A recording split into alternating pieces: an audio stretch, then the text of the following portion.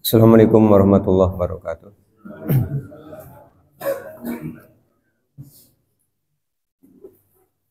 Innal hamdalillah nahmaduhu wa nasta'inuhu wa nastaghfiruh. Wa na'udzu billahi min syururi anfusina wa min sayyiati a'malina may yahdihillahu fala mudhillalah wa may yudhlilhu fala hadiyalah. Asyhadu an la ilaha illallah wahdahu la syarika lahu wa anna Muhammadan abduhu wa rasuluh. Allahumma shalli ala Muhammad wa ala ali Muhammad kama shallaita ala Ibrahim wa ala ali Ibrahim wa barik ala Muhammad wa ala ali Muhammad kama barakta ala Ibrahim wa ala ali Ibrahim innaka Hamidum Majid. Bapak dan Ibu yang mudah-mudahan dirahmati oleh Allah. Syukur alhamdulillah malas dan biasa kita panjatkan kehadirat Allah Subhanahu wa taala atas limpahan nikmat yang telah Allah berikan pada kita. Sholawat, salam, dan keberkahan kita mohonkan kepada Allah agar senantiasa tercurah kepada Rasulullah Muhammad sallallahu alaihi wasallam dan keluarganya, sebagaimana Allah telah mencurahkan sholawat, salam, dan keberkahan kepada Nabi Ibrahim alaihissalam dan keluarganya. Bapak dan Ibu yang mudah-mudahan dirahmati oleh Allah, masih melanjutkan kajian tafsir Al-Quran di surah Ali Imran. Setelah pada pekan yang lalu kita sampai ayat 107, maka pagi hari ini kita akan lanjutkan dari ayat 108 sampai dengan 109. Sebagaimana pembagian dalam kitab tafsir Ibnu Katsir dari 104 sampai dengan 109. Di ayat yang ke-108 Allah Subhanahu wa taala telah berfirman, A'udzu billahi minasyaitonir rajim. Bismillahirrahmanirrahim. Tilka ayatullahi natluha 'alaika bil haqq wa mallahu yuridu dzulmal lil alamin. Tilka itulah ayatullahi ayat-ayat Allah. Natluha kami membacakannya alaika kepadamu bil haqqi dengan benar. Wa mallahu dan tidaklah Allah yuridu menghendaki dulman kedoliman lil alamina untuk seluruh alam. Bapak dan Ibu yang mudah-mudahan dirahmati oleh Allah. Setelah Allah SWT menyampaikan beberapa perintah, beberapa larangan, kemudian Allah menyampaikan kabar yang pasti akan terjadi. Beberapa perintahnya Allah sampaikan di ayat 104. Agar ada di antara orang-orang yang beriman itu yang mau keluar untuk berdakwah. Wal takum minkum ummatu yad'una ilal khairi. Tidak semuanya di rumah, tidak semuanya juga berdakwah, tapi ada segolongan yang mau meluangkan waktunya untuk menyeru orang kepada kebaikan, memerintahkan perkara-perkara yang ma'ruf, dan mencegah orang-orang beriman agar jangan sampai melakukan perkara-perkara yang Allah larang.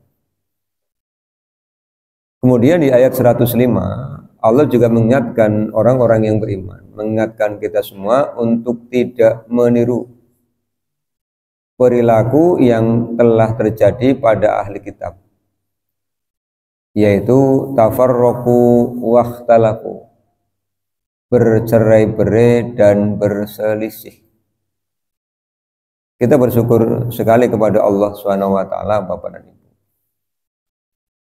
Allah yang Maha Pengasih lagi Maha Penyayang telah menurunkan Al-Qur'an yang Allah jaga sampai dengan hari kiamat. Sehingga kalau umat ini perlahan-lahan akan menjauh, maka akan ada orang yang menariknya kembali kepada Al-Qur'an. Berbeda dengan umat-umat terdahulu yang kitabnya tidak digaransi oleh Allah untuk dijaga keotentikannya.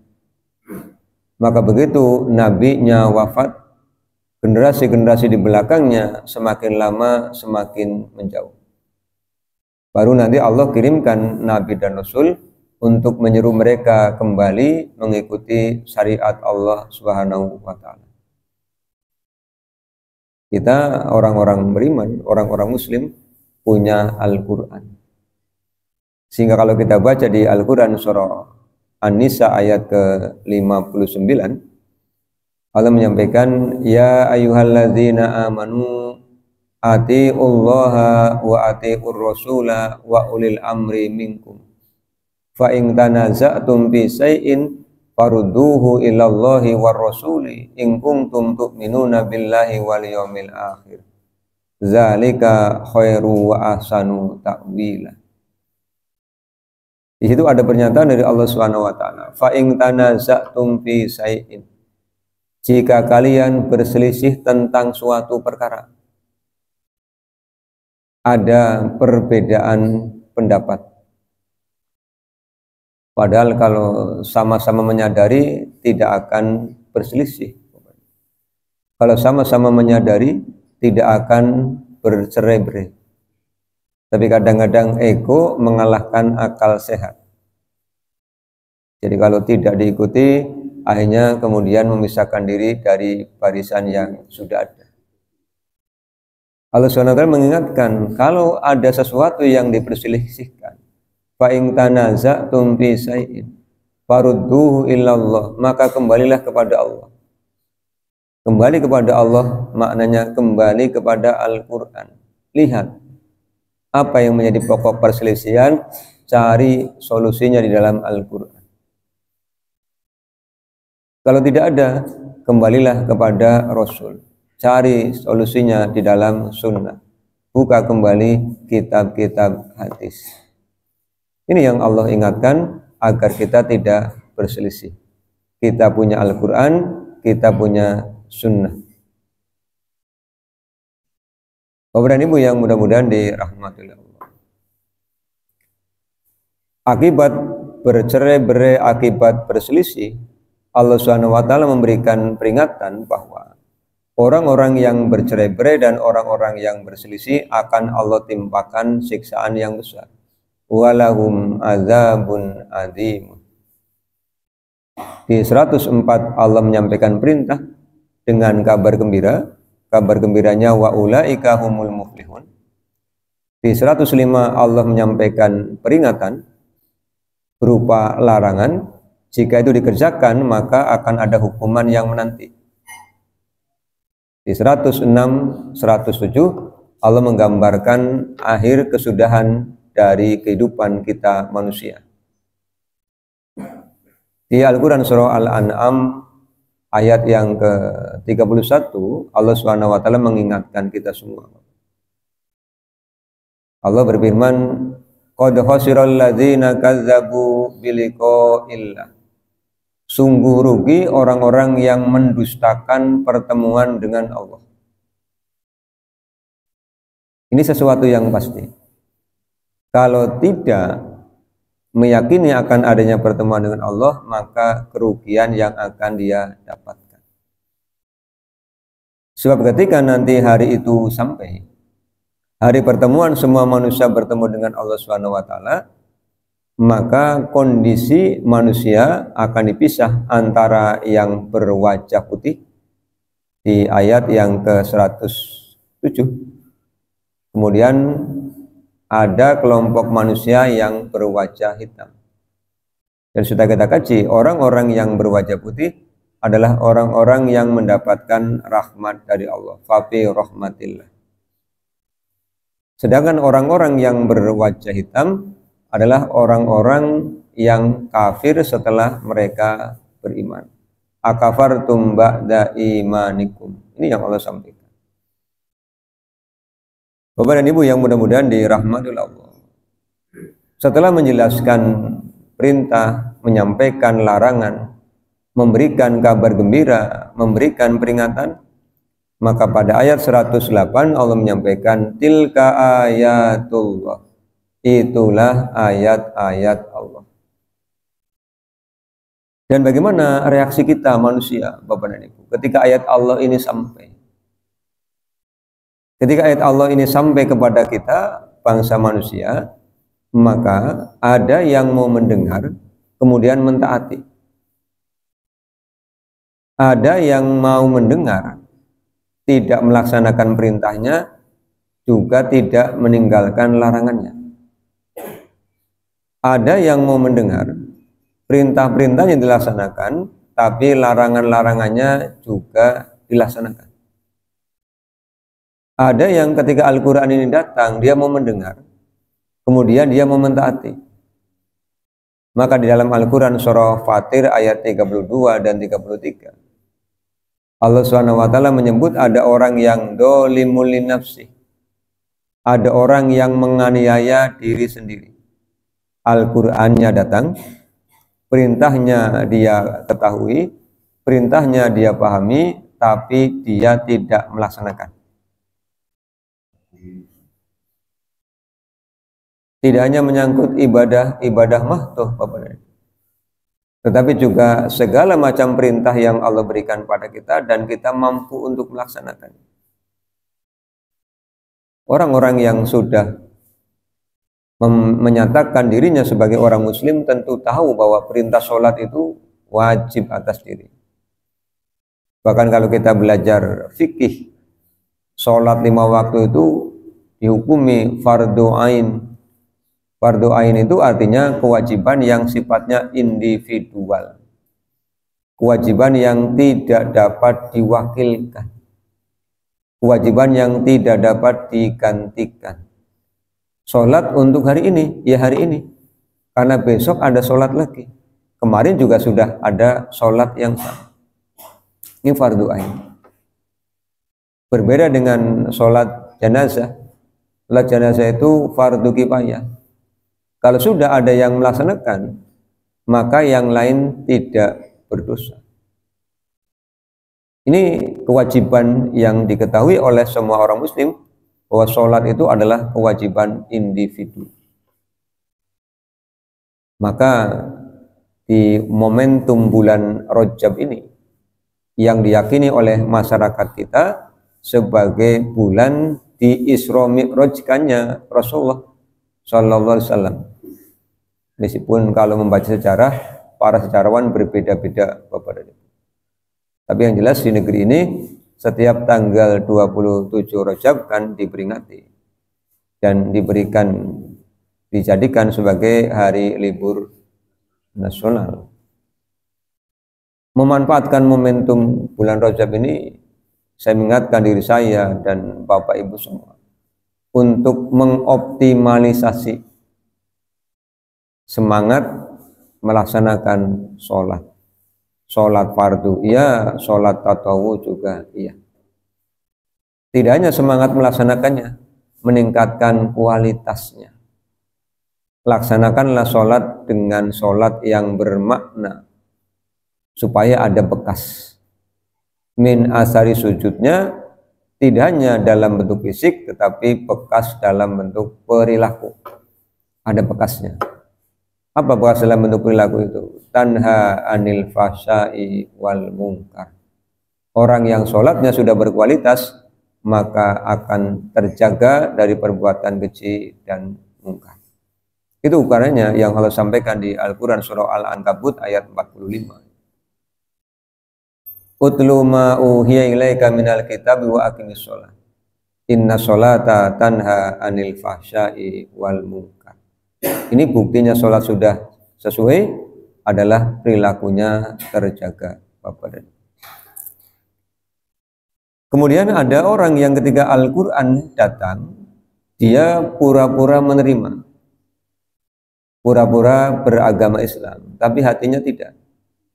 Maka Allah menyebut orang-orang seperti ini dengan orang-orang karakter nifak. Orangnya disebut dengan munafik. Di Al-Quran surah Al-Baqarah pada ayat yang ke-8 Allah menyampaikan, wa minan nasi may yaqulu amanna billahi wa bil yaumil akhir wa ma hum bimu'minin. Dan di antara manusia ada orang yang mengatakan amanna, kami telah beriman. Kepada siapa? Kepada Allah. Kepada siapa? Kepada hari akhir. Tapi apa kata Allah? Wa ma hum bimu'minin. Mereka tidak beriman. Karena Allah tahu di dalam hatinya tidak ada keimanan. Allah tahu hati kita. Allah sampaikan di Al-Quran surah Qaf ayat yang ke-16. Walaqad khalaqnal insana wa na'lamu ma tuwaswisu bihi nafsu wa nahnu aqrabu ilaihi min hablil warid. Kata Allah Subhanahu wa taala, sungguh kami yang telah menciptakan manusia. Kami tahu apa yang dibisikkan di dalam hatinya. Jadi apa yang ada dalam hati kita, Bapak Ibu, Allah tahu. Makanya ada orang yang lisannya mengatakan beriman, hatinya tidak ada keimanan, Allah tahu. Karena Allah tahu hati kita. Ini ada orang yang seperti itu. Al-Quran datang, lahiriahnya menerima, batiniahnya tidak. Maka dia disebut sebagai orang-orang munafik. Perilakunya bagaimana? Yukhadi'unallaha walladzina amanu wa ma yahda'una illa anfusahum wa ma yashkurun. Mereka berupaya menipu Allah dan berupaya menipu orang-orang beriman. Padahal kata Allah, mereka sedang menipu dirinya sendiri. Kemudian ada juga ketika Al-Quran ini datang, tipe orang ini tidak mau mendengar, juga tidak mau beriman. Inilah orang-orang yang oleh Allah digambarkan di Al-Quran surah Al-Baqarah ayat yang ke-6.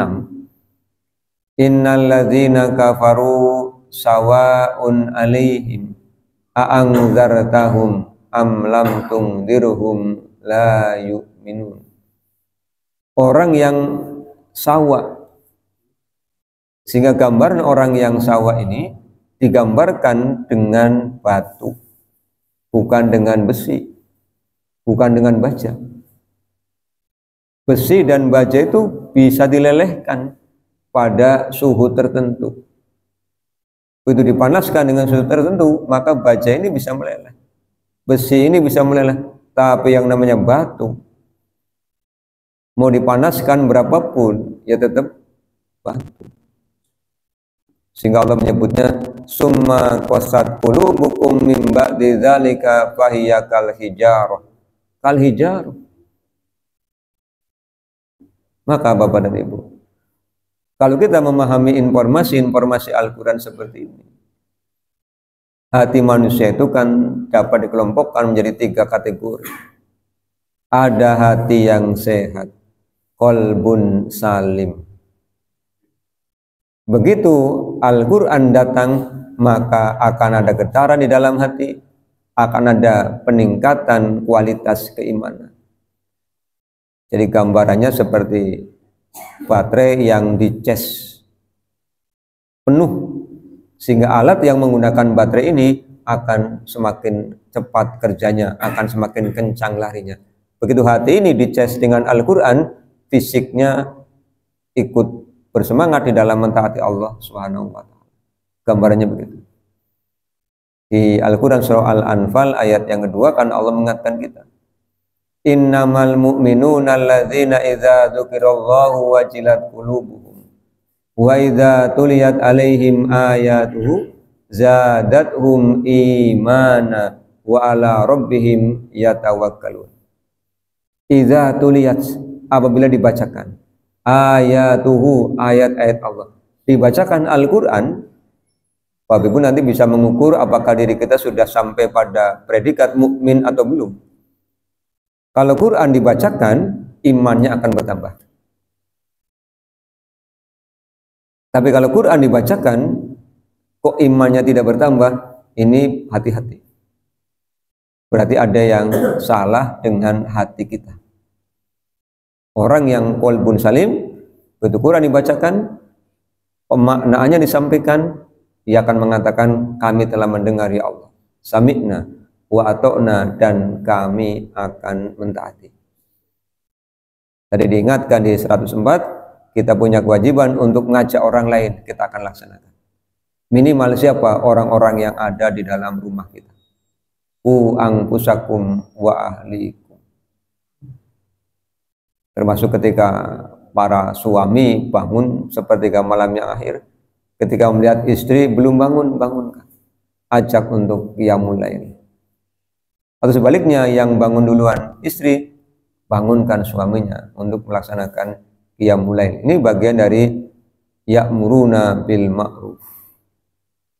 Jangan kemudian silahkan beli dewek-dewek, jangan. Kita punya kewajiban untuk mendakwai orang-orang yang ada di rumah kita dengan lemah lembut, Bapak. Ini orang yang hatinya sehat. Kemudian ada orang yang hatinya sakit. Orang yang hatinya sakit itu cirinya apa? Muzabdabina baina dzalika la ilaha ula'i wa la ilaha ula'i. Orang yang hatinya sakit adalah orang yang hatinya penuh keraguan-raguan. Jadi ketika datang perintah dari Allah SWT, kemudian ada keinginan melaksanakan, dia ragu. Melaksanakan apa tidak, melaksanakan apa tidak. Akhirnya lebih banyak memilih untuk tidaknya daripada melaksanakan. Ini hati orang-orang yang berpenyakit. Sehingga Allah menyampaikan kemudian, fi qulubihim maradun fazadahumullahu maradun. Hati mereka ada penyakitnya, penyakit ragu-ragu. Ragu-ragu ini sebenarnya dari mana sumbernya? Dari rasa malas. Kalau tidak malas, ragu-ragunya tidak muncul.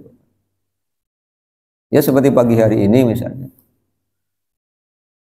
Allah telah turunkan rahmat dan karunia-Nya.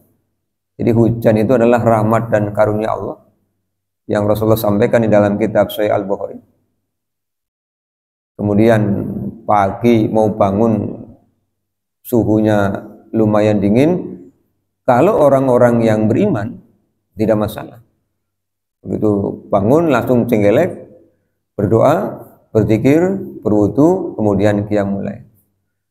Tapi kalau hati itu mulai ada penyakitnya, ya bangun, tapi kolat kalet, kolat kalet ke bahasa Indonesia apa?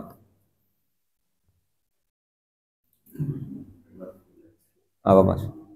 Kolat kalet, akhirnya kukuban selimut manding. Ini berarti ada masalah dengan hatinya. Perlu dicas lagi ya dengan Al-Quran, disemangati. Kemudian, oh iya ini ada kajian hari ini.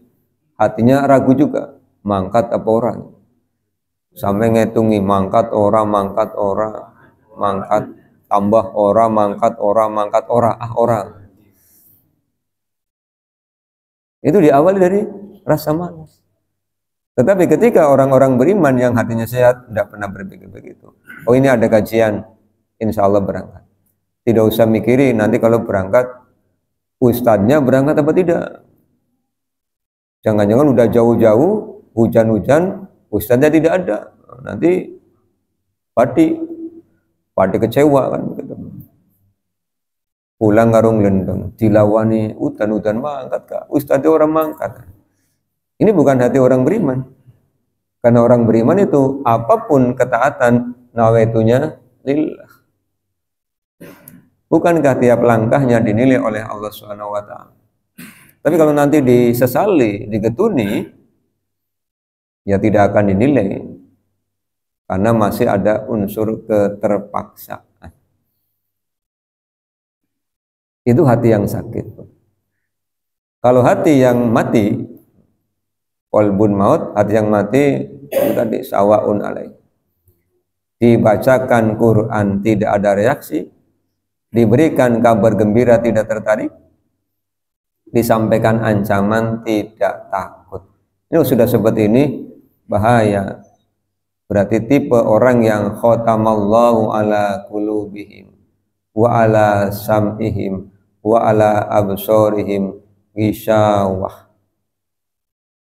Ditutup oleh Allah Subhanahu wa taala fungsi pendengarannya, bukan pendengaran dalam arti lahiriah.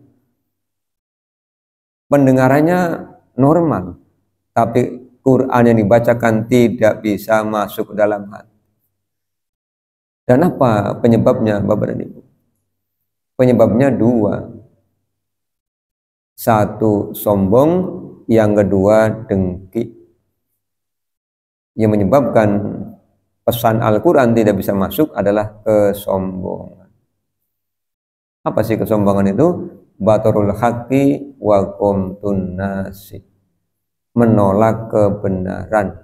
Wa qomtun nasi, dan meremehkan manusia. Kadang bertanya, siapa yang menyampaikan itu? Pak Fulan. Orang meyakinkan. Padahal ini dibacakan Al-Quran. Nah, kenapa tidak meyakinkan? Soalnya wong cilik. Kebenaran jangan melihat fisiknya.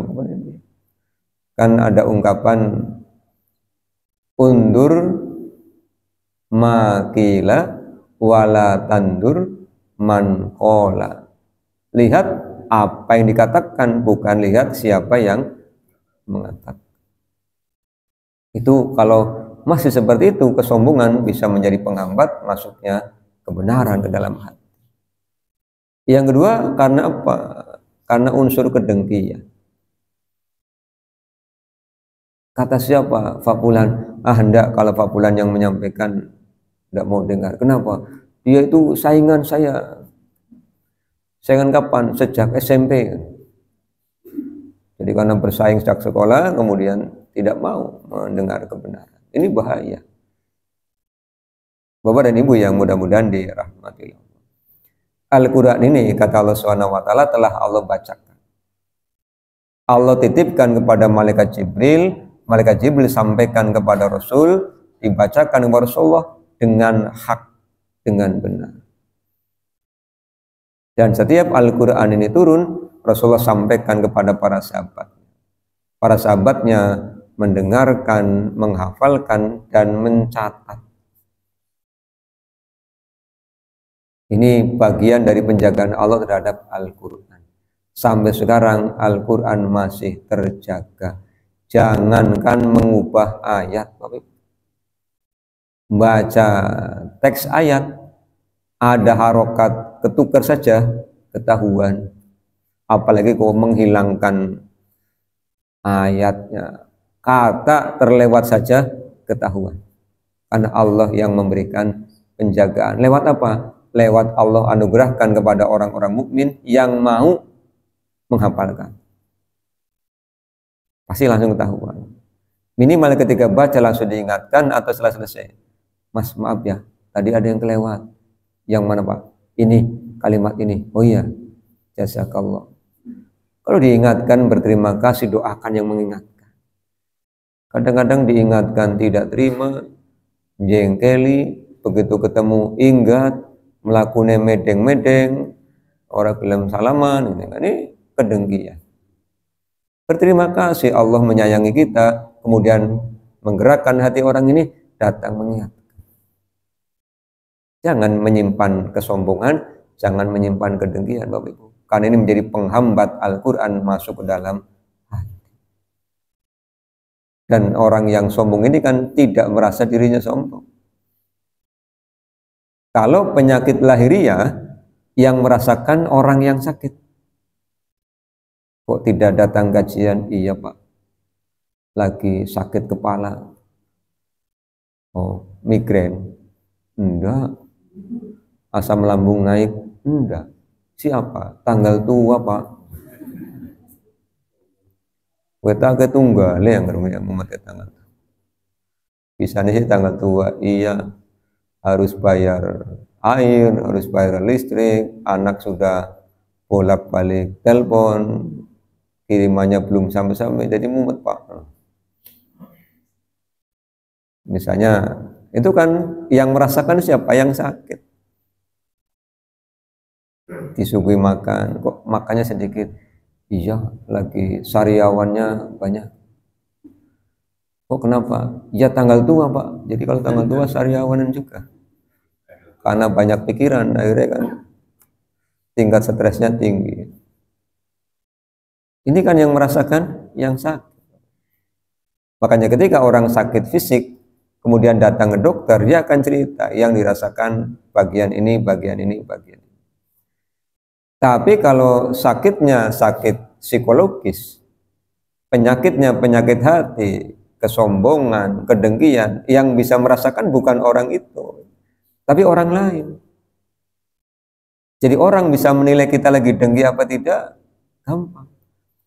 Pak, mohon maaf ya, jenengan ini lagi dengki Pak. Taunya dari mana? Jenengan membicarakan orang ini penuh semangat, berapi-api, tapi yang dibicarakan keburukannya semua. Itu jenengan lagi dengki. Ah orang, coba diingat-ingat, kenapa sih jenengan begitu emosional membicarakan orang ini? Sama dengan orang yang lagi suka dengan seseorang, itu kita bisa lihat, tapi jenengan lagi suka dengan ini ya. Dari mana? Ini cerita dengan ini berapi-api kebaikannya semua. Itu bisa menilai orang lain. Jadi kalau penyakit batinnya bisa dinilai oleh orang lain, bisa dirasakan oleh orang lain, tapi kalau penyakit lahiriah yang bisa merasakan diri sendiri. Sehingga kalau mau dibuat perbandingan, sebenarnya lebih berbahaya penyakit batiniah. Karena efeknya tidak hanya terhadap diri sendiri, terhadap orang lain. Orang yang dengki itu efeknya bahaya. Bisa merencanakan sesuatu yang mencelakai orang yang didengki. Bapak Ibu ingat kisah terbunuhnya Habil, putranya Nabi Adam alaihissalam. Di antara penyebab terbunuhnya kan kedengkian saudaranya. Lihat Al-Quran surah Al-Ma'idah ayat 27. Ini dibaca di rumah. Ini Al-Quran itu datang, yang Allah datangkan kepada kita bangsa manusia, hudal linnas. Al-Quran itu hak obat. Maka kalau kita merenung sejenak, setiap perintah Quran yang kita laksanakan pasti memberikan manfaat. Saya ambil contoh makan saja Bapak Ibu ya. Lihat Al-Baqarah 168. Ya ayuhan nasu, wahai manusia. Yang dipanggil siapa Bapak Ibu? Yang dipanggil manusia. Siapa manusia itu?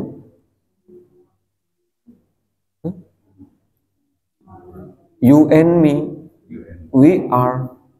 Iya kan? Kita manusia kan? Iya, kita dipanggil Allah. Ya ayuhan nasu, wahai manusia. Setelah Allah memanggil kita manusia, apa yang Allah perintah? Kulu, makanlah. Kulu, makanlah. Mimma fil ardi halalan thayyiba. Apa yang telah Allah ciptakan di bumi memenuhi dua syarat. Satu, halalan. Apa halalan itu? Boleh. Yang membolehkan siapa? Syariat. Yang membolehkan siapa? Allah. Yang membolehkan siapa? Rasul. Jadi halal itu jangan tanya pada manusia. Allah yang menghalalkan, Rasul yang menghalalkan. Halal itu artinya boleh menurut syariat.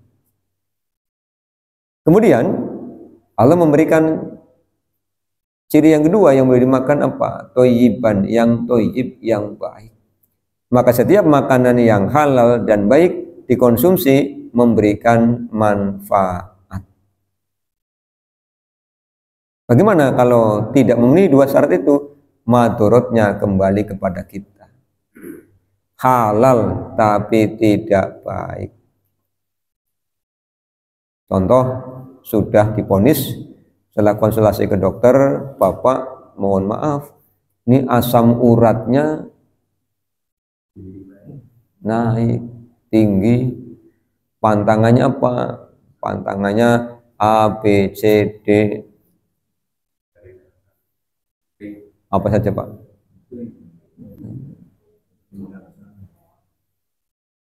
begitu lihat pantangan kayak awe-awe gitu, pengen nyicipi si cimu apa, begitu siji enak ya, wis lawas sih orang paham sih kayak gitu.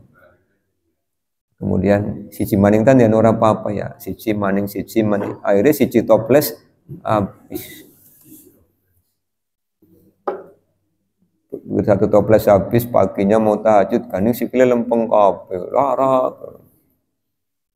Yang disalahkan makanannya jangan disalahkan, kitanya yang tidak mampu mengendalikan ini Bapak Ibu. Jadi perintah Allah lalu kita laksanakan, manfaatnya kembali pada diri kita sendiri. Demikian juga yang Allah larang. Ketika Allah menyampaikan larangan, itu kalau dikerjakan, madorotnya kembali kepada dirinya sendiri.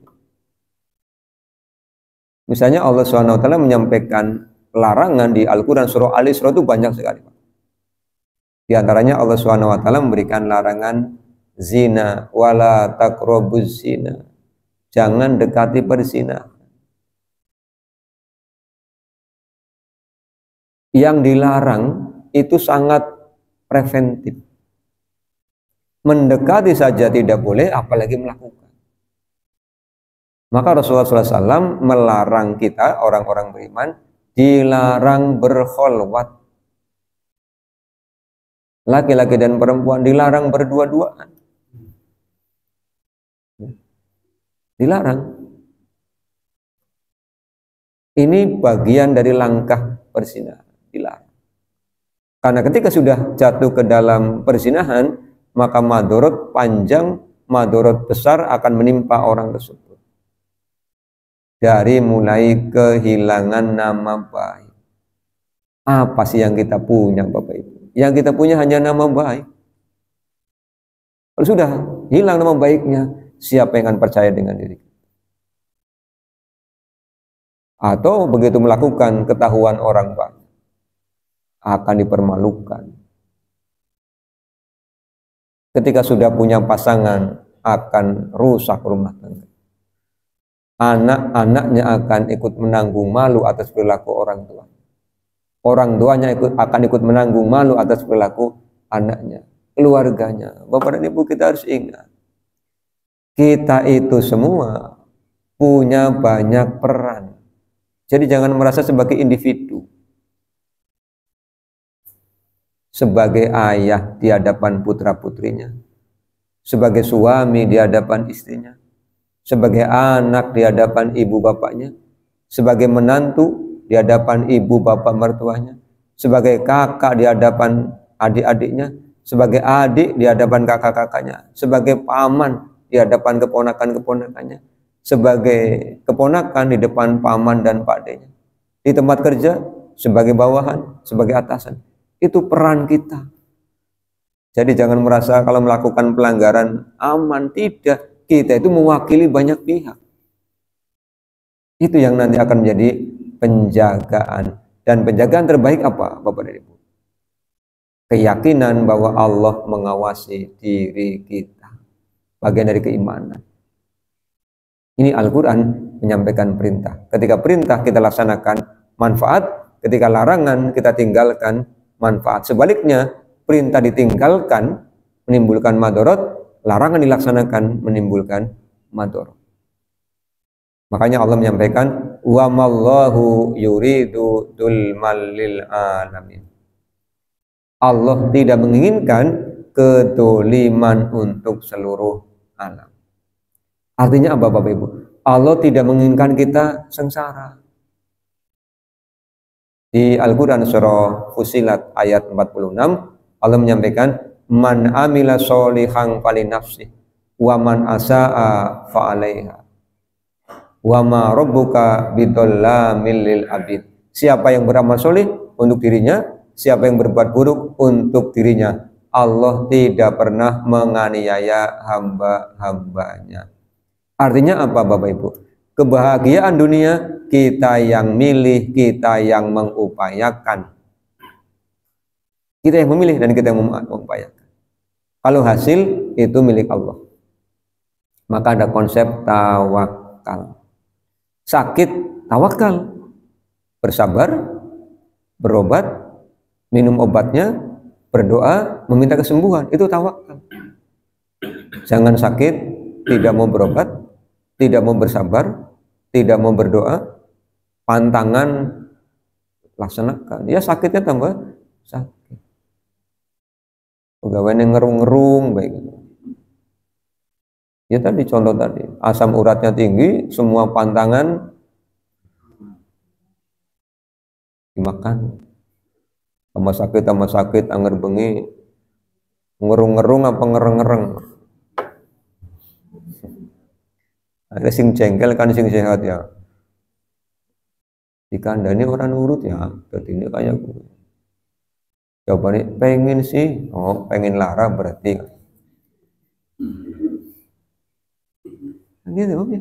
Jadi kita itu memang manusia itu punya penyakit duluman jahula. Duluman suka menganiaya diri sendiri. Tahu itu tidak diizinkan karena menimbulkan madharat, tapi pengen, namanya duluman jahula. Makanya kalau lagi sakit ya ingat-ingat enaknya makanan yang tadi dimakan. Jangan disalahin. Kadang-kadang kalau sakit mesti yang dikambing hitamkan makanan. Gara-gara panganan lah yang nyuruh makan siapa? Kan tidak ada yang maksa. Kitanya yang ngambil, kita yang makan. Begitu. Maka belajarlah untuk mengendalikan diri. Karena hawa nafsu itu ya begitu. Wa ma ubari'u nafsi inna nafsa la ammaratun bisu'i illa ma rahima rabbi. Ini dicatat betul-betul, Allah tidak menghendaki kita teraniaya. Allah itu sayang sekali dengan kita manusia. Allah itu pengasih sekali dengan kita. Hanya kita yang disayangi dan dikasihi yang tidak tahu diri. Makanya kata Allah, wa anna aktsarun nasi la yashkurun. Kebanyakan manusia tidak pandai berterima kasih, tidak pandai bersyukur. Kalau peribahasa seperti kacang lupa kulitnya, bukan lupa lanjaran ya Pak, kacang lupa kulitnya. 109 walillahi, milik Allah, ma fis samawati, apa yang ada di langit, wa ma fil ardi, dan apa yang ada di bumi. Ini diingat-ingat Bapak Ibu, kita tidak punya apa-apa sebab semuanya milik Allah, termasuk diri kita. Sehingga di Al-Baqarah ayat 156 Allah mengajarkan kita kalimat istirja, inna lillahi wa inna ilaihi roji'un. Sesungguhnya kita milik Allah, kitanya milik Allah, harta yang ada pada kita milik Allah. Yang menjadi milik kita apa Bapak Ibu? Selain nama baik adalah iman, amal solih, itu yang milik kita. Harta milik Allah, titipan, karena nanti ada SPJ-nya. Allah akan tanya dari mana dan untuk apa. Maka Bapak Ibu setiap bangun bersyukurlah kepada Allah SWT, karena kita masih jadi orang muslim. Karena kata Rasulullah, qad aflaha man aslama wa ruziqa kafafan wa qana'ahu Allahu bima atahu. Sungguh beruntung orang muslim. Jadi kita beruntung. Pak, enggak punya duit sih Pak. Kan Rasulullah bilang, wa ruziqa kafafan. Dicukupkan rezekinya. Duit tidak punya, tapi emas punya. Perak punya, kambing punya.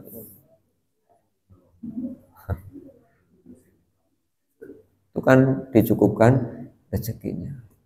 Pokoknya hidupnya pas. Pas itu tidak ada selisih min Bapak Ibu ya. Jadi oleh Allah dikaruniai rezeki hari ini itu 30.000, ya pas 30.000 cukup untuk satu bulan. besoknya dapat rezeki lagi usaha 20.000 pas. Kok 30 pas, 20 pas? Iya, karena 20 ngepasi Senin, anak-anak pada puasa semua. Jadi makan cukup 2 kali. Itulah orang muslim, rezekinya dicukupkan. Dan hatinya bagaimana? Kata Rasulullah, wa qana'ahullahu bima atahu. Hatinya qana'ah, nerima. Itu orang muslim. Maka kalau Bapak Ibu belum melakukan itu, berarti ada masalah. Ini karena yang menyampaikan Rasulullah, wa qana'ahullahu bima atahu. Qana'ah.